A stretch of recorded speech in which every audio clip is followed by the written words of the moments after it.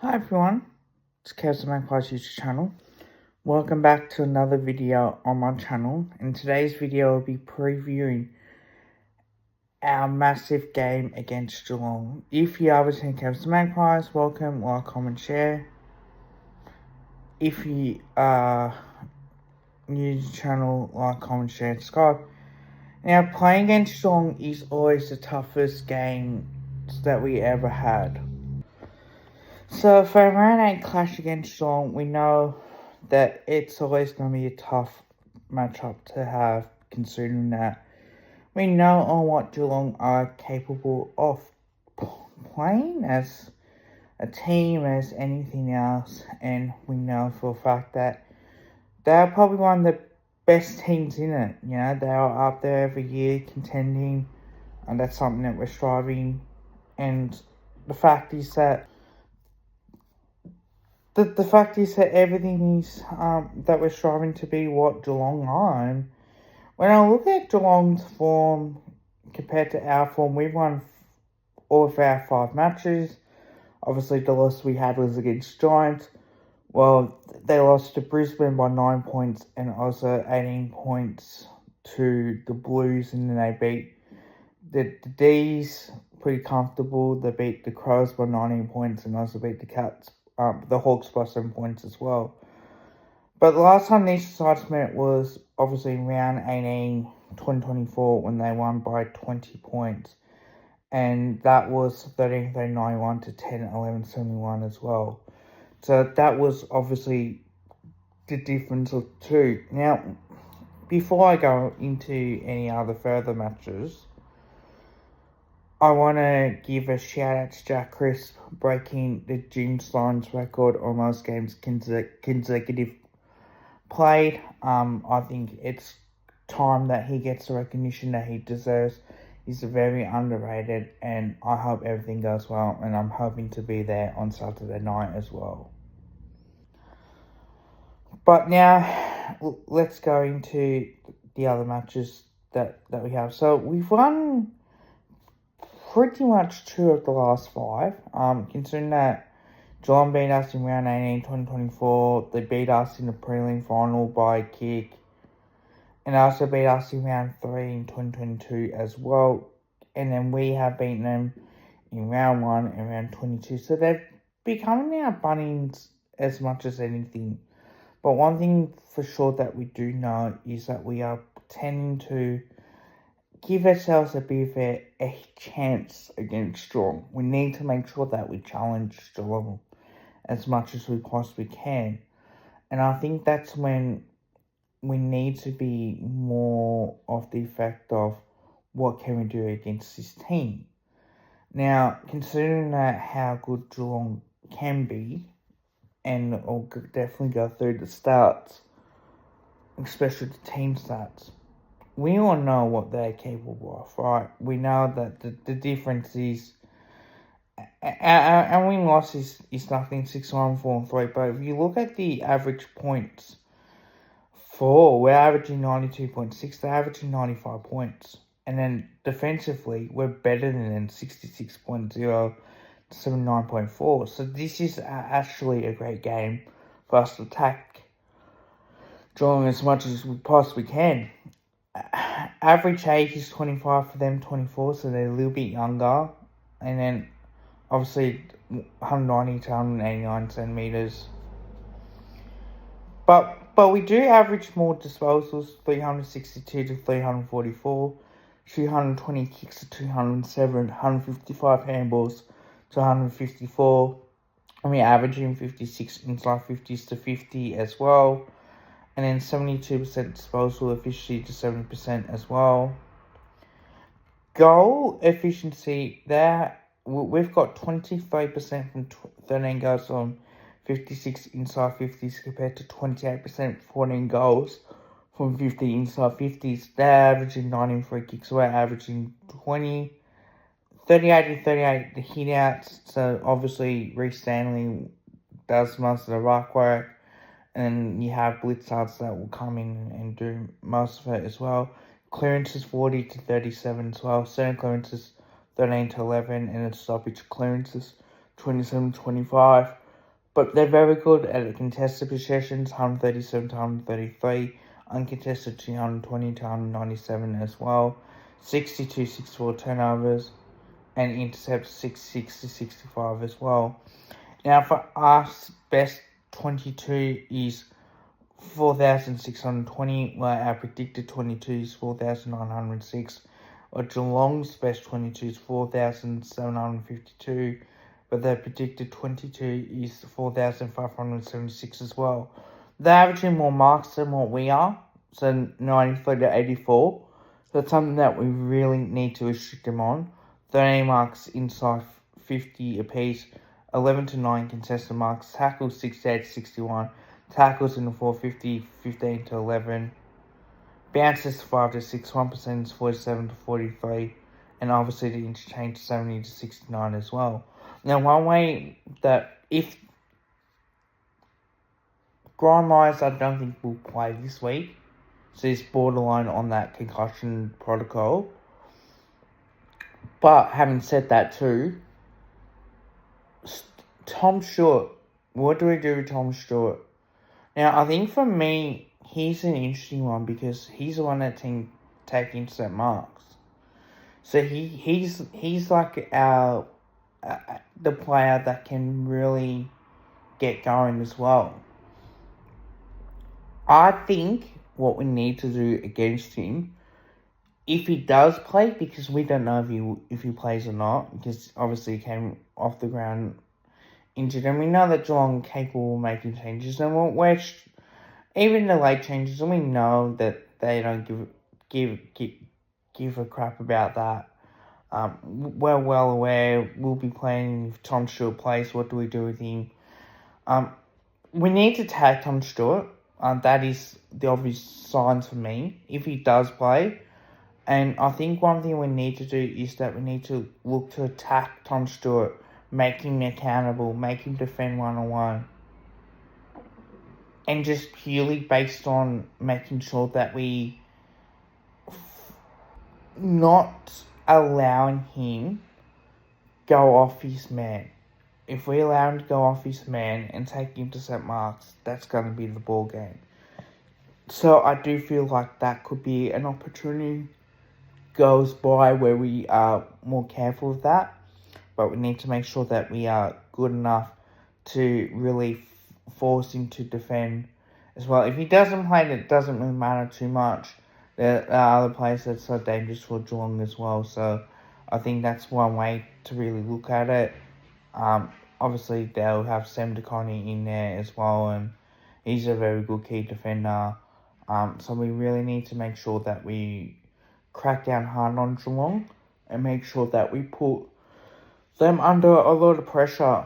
And that's purely based on how it is, and we need to make sure that we force Geelong into a turnover game. Now, we know that Geelong like to play that kick mark game, but we also know they like to attack and then like to score. So what I would do if I were Collingwood is I would force them not to go through the corridor, block off the corridor, kick it long down the line, and get Darcy Cameron or Mason Cox taking intercept marks as well. That is so crucial. So we need to block off the corridor, make sure that they can't really go through the corridor as much as they possibly can.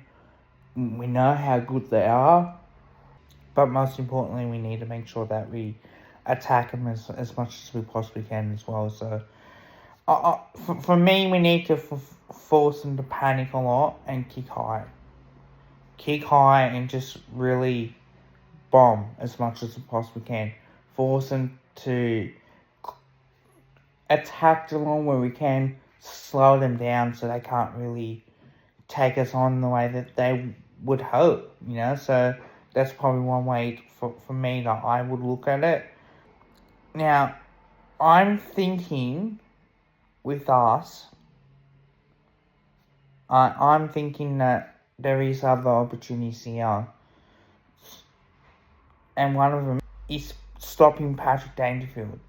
Now, Patrick Dangerfield will get his touches, so will Bailey Smith, these sorts of guys. But Patrick Dangerfield, if he plays up forward, you know how explosive he can be as well. I think a Braden Maynard will go on to him. I think he's got the pace to do it. And I think that would definitely help. And then you can have single on Quainer, these sorts of matchups as well. We know that Darcy Moore is going to be back playing for Collingwood this week. They're the sort of matchups that I tend to go with, so we'll wait and see as well. But I am very much looking forward to this type of game as well, considering that how well that we know Geelong are good enough to win. So, my top 5 this week. Number 5 is our defensive structure. Now, I think our defensive structure is so crucial. We know that we need to put Geelong away and really try to attack them as much as we possibly can. So if we can do that, that would be probably the best way to do it. But also make sure that they can't play their brand of football and really put them under a lot of pressure. Have the pressure gauge on. We know they're coming off a 6-day break. We're coming off an 8-day break as well. So a lot more pressure is on top of that. But it's now the time for us to really put Geelong under a lot of heat and make sure that we force a lot of turnovers as well. And once we do that, we're chances that we're going to win. Number 4, I think for me, our forward line.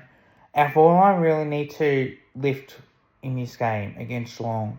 Now, one thing for sure that we do know what Geelong are capable of. They're capable of taking some marks, whether it's Tom Stewart playing or Sam DeConey or Jake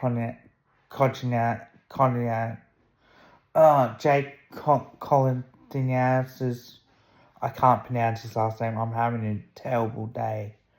And then obviously you got other players as well that are very quite capable of balls and the way that teams have been playing. So I think it's good that we are trying to play through that, but we need to take some mark. And we also, if we can't mark it, bring the ball to ground. We need to crush the packs as much as possibly can. There is no mistake, but we do have Membry and obviously my check as well. We're going for the third tour. Look, I did not want to see Charlie West in this team against Geelong. I think that he'll get exposed badly, especially by the experienced defence by the Cats. But if you do bring him in and you don't play Mason Cox, the way that Jen was reporting that Billy Frampton was doing ruck work on Tuesday, I don't know what happened on Thursday, which is today's main training session. That's one thing that we do know on what's going to happen as well, and definitely got to see what comes out of it. So this is the way that we are doing enough to really suggest that he could do some second half of structures there where we might be able to dominate, but we'll definitely wait and see as well, or whether or not Mason Cox will come in and be that second mark option with Darcy Cameron, and we tend to play well with them two inside. So that's definitely the way. So we don't want them to mark in defence at all. We want to keep them under 80 marks. Definitely that would be a lot better. If they have more than that, that's when they tend to win their games. But we know that momentum swings are so crucial into these sorts of games as well. Number 3, what do we do with momentum swings? Now, one thing that we need to do is, if Geelong do kick 1 or 2 goals, we need to really respond and kick another 2 ourselves. Our third quarter has been our best quarters for 2025, and we've been putting teams away. The only time that we haven't done that was obviously the Bulldogs and the Blues. They're the ones that have been the way that we've seen it, and obviously it's so crucial to us to really, if they do kick a goal or 2, that we get momentum swings our way and we make sure that we dominate as well. So we can't afford to let Geelong kick 4 or 5 goals in the quarter, that's where they tend to dominate the game as well. So we really need to be mindful of that and what we need to do as well. So that's so crucial. Number 2 is our midfield. Now, our midfield really needs to get on top of Geelong's midfield. Let's start winning more of the clearances and let's get the hit outs as well. And let's just try and get play in front. Let's just try and see what we must do as well. And if there's an opportunity gone back in here, it's a great opportunity for us to really win the game. And we need to really dominate Geelong's midfield. They are a bit young in that midfield, but we know that they've got the experience in there to really get the job done as well. And number 1 is game plan and tactics. Now, I would block off the corridor. We've been working on that at training.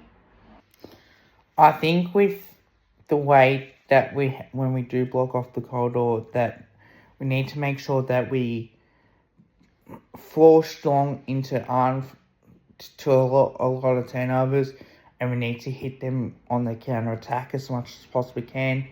Game plan wise, we need to attack the corridor as much as we can, and just really play that searching forward and making sure that we hit them pretty hard as well, and make sure that we can do our job as well, and definitely dominate as much as we possibly can as well. So it's going to be a very interesting game as well. But considering that we play really well against Geelong, in terms of how we've been playing this year, we're in a lot of form. We know they're going to come out firing, but we know that our third quarters have been probably our best quarters in season 2025 as well. So I think apart from really our only quarters, we kick really a lot in the third, and that was against Port. Round 2 against the Bulldogs, we pretty much kicked a fair bit as well. We kicked 3 goals, 3 in that third quarter, and we kicked 4 goals, 6 in the third quarter against the Blues. So that's been probably our most impressive quarters as well. And then obviously from the third quarter onwards, we kicked 3 goals, 4. So we've done really well in that aspect. And then obviously against the Brisbane Lions, our third quarter was superb, 4 goals, 5 as well. And then obviously against Essendon, where our third quarters has been our best quarters, we kicked 5 goals, 4 as well. So we are absolutely dominating the third quarters. We need to play full 4-quarter performance, and we need to make sure if we do put a team away, it's a good opportunity to do it. So round 8 preview against Geelong is done. Tips, I say we'll win by 15 points, and I think Nick Dacos will have 27 disposals plus 6 marks and a goal as well. I'll be doing the team talks as well. Hope you guys liked the video. Don't forget to drop a like, drop a sub. Bye for now.